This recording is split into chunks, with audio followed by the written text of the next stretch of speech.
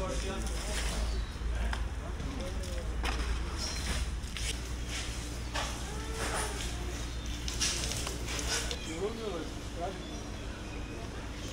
bir yandan çok güzel değil mi abi? Bir yandan güzel de bu çay çaldı bu çayı. Balıklar yapıyoruz biz.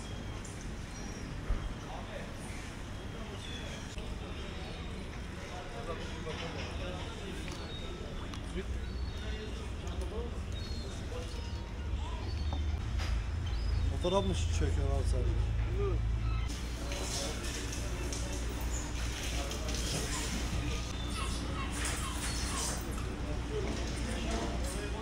Şimdi bira bismillah dedik. 1 Eylül başladık. Tabii ki balık var, yok değil.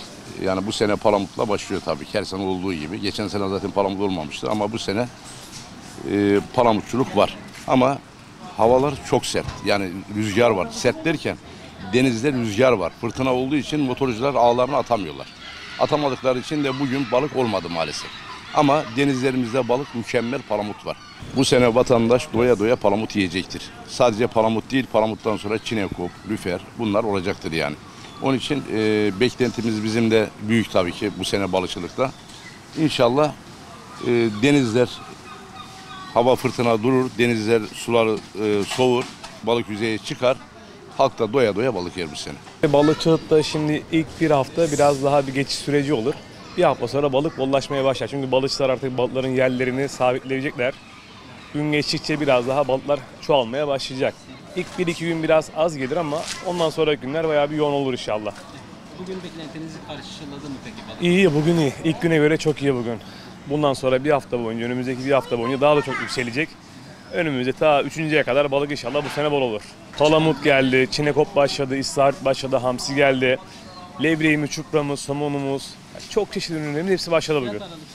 Çok iyi, çok iyi. Mesela palamut balığı tane %150 arası şu anda. İstarit balığı kilosu 150 lira. Hamsi balığı kilosu %150 arası. Çinekop balığı kilosu 200 lira.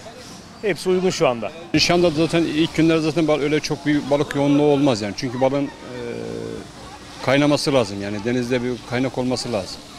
Yani bir 5-10 gün sürer. 5-10 gün sonra daha açık şekilde görebilir. Balıkçılık olur mu olmaz mı bir işaret verebilir. Ama şu anda yani beklentilerimiz var ama şu anda daha yeni yani. Sezonun başı yani.